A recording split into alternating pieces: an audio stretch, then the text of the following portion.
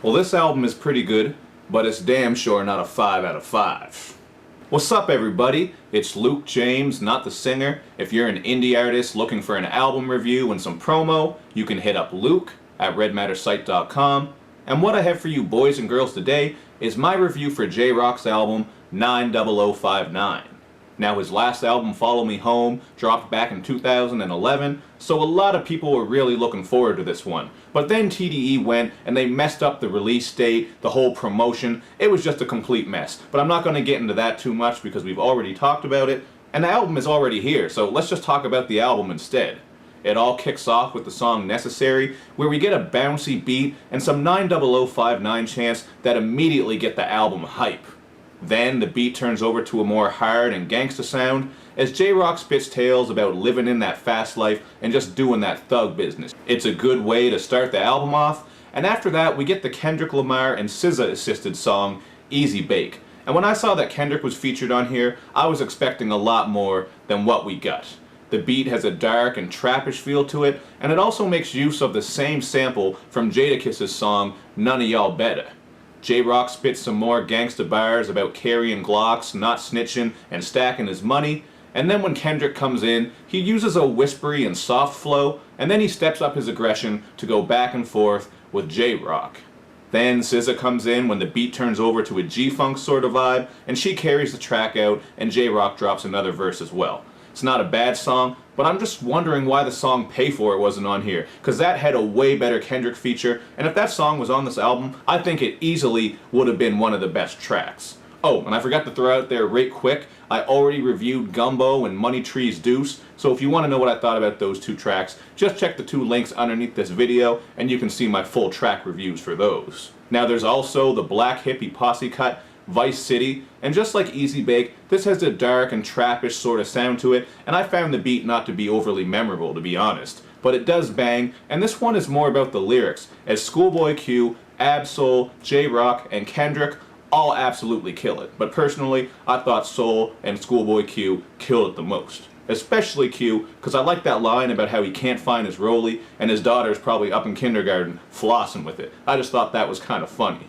They also all make use of a very interesting flow on this one, where they say their line, and at the end of it, they step their inflection up a bit. There's a little bit of a pause there, so it was pretty creative and cool, but again, the beat, meh.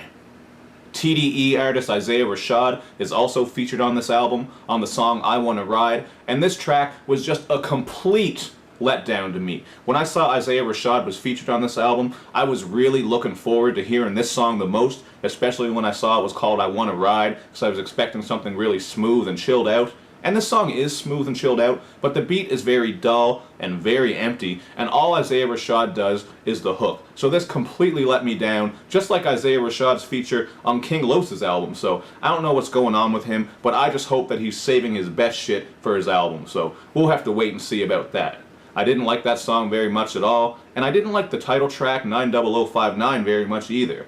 This one features Lance Skywalker, who is actually J-Rock's alter ego, and on this one, he sounds a lot like ODB, and if I'm being honest with you, his crackly, screamy vocals didn't do it for me at all, man. The shit was just irritating and grating, and the repetitive string sample on this beat didn't help either, so I thought this was just a mess of a track, except for J-Rock's verses, because they were actually alright, but between that beat and those crazy Lance Skywalker vocals, I couldn't do this one.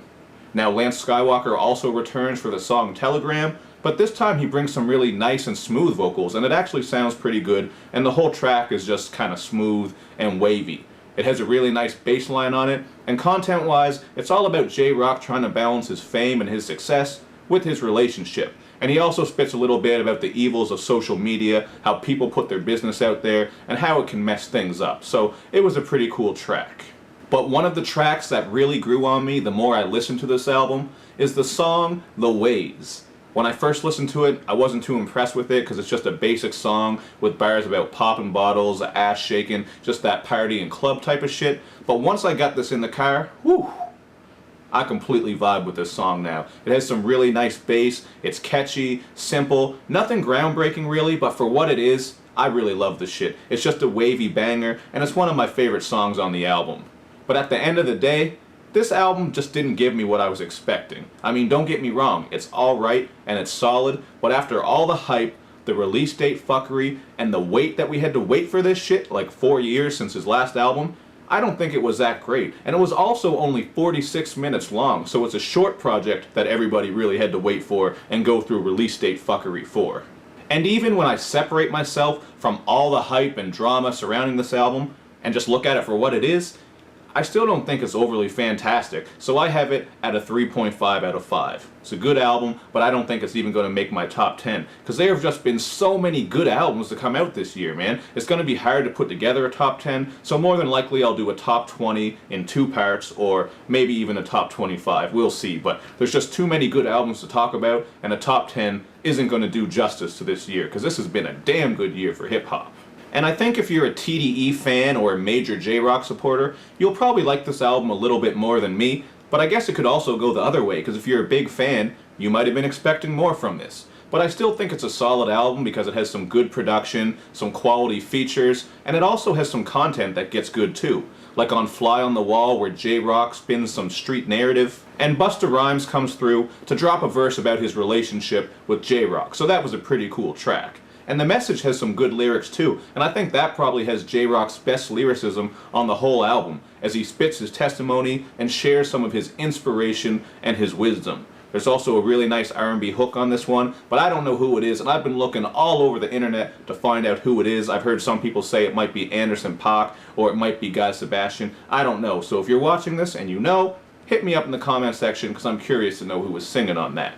Now that's just what I thought about J-Rock's new album, 90059, but hit me up in the comments section and let me know what you guys think about it. Did you love this one? Did it live up to all your expectations? Whatever you want to tell me. And as usual, make sure you do all that good YouTube and social media stuff, where you like my videos, you share them, you follow me on Twitter, you retweet the videos, and you especially subscribe to my channel. Thank you for watching, everybody. I'll see you next time. Football's back. Oh!